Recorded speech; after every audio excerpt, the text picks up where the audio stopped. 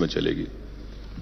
तो स्वामी साहब, जब इतना बड़ा वैक्यूम आप देख रहे हैं जयललिता जी के बाद, तो क्या हम सोच सकते हैं कि सुब्रमण्यम स्वामी भी उस दिशा में देख रहे हैं?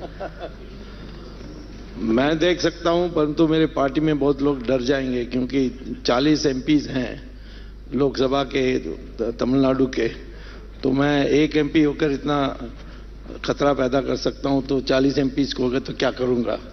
इसीलिए मुझे वहां जाना, पूरा समर्थन मिले तो मैं तमिलनाडु में जाने के लिए तैयार हूं, परंतु तो मुझे नहीं लगता वो समर्थन मिलेगा।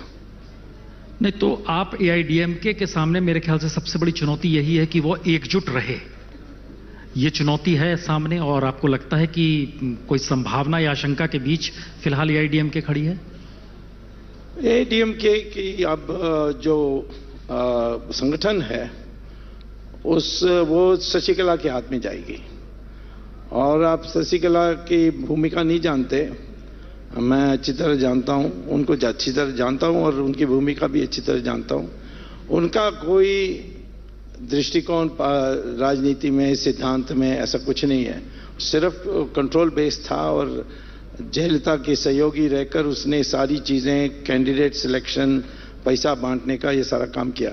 अब वो महामंत्री रहकर संतुष्ट नहीं होने वाली है, तो ये पनीर सेल्वम तो पनीर जैसा ही है, तो इसीलिए वो मुझे लगता है कि वो प्रयास करेगी शशिकला इस सत्ता को प्राप्त करने के लिए, और उसमें झगड़ा होगा, क्योंकि जिस जाति को वो रिप्रेजेंट करती है उससे बाकी जाति यानी विरोध में आ जाएंगे। जयललिता की एडवांटेज थी, ब्राह्मण होने के कारण सारी जाति उसको मानने के लिए तैयार थे, परंतु जो डोमिनेंट जाति है तेवर कम्युनिटी, जिसमें शशिकला एक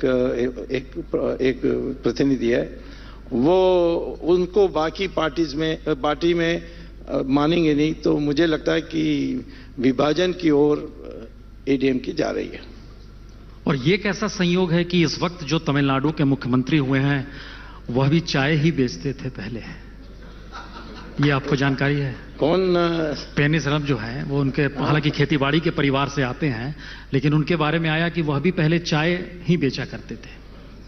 शशिकला? नहीं, शशिकला नहीं, हाँ। पेनिसलम जो है, ओ पनीर सर, हाँ हाँ, वो तो दुकानदार थे। तो हाँ, वो परंतु उसको तो वो नुमाइंदे के रूप में आया है, क्योंकि जयललिता को उनसे कोई खतरा नहीं था कि मुख्यमंत्री बनने के बाद वो उसको घर भेजने के, क्योंकि 3 बार जयललिता को पद से उतरना पड़ा ये करप्शन केस के कारण।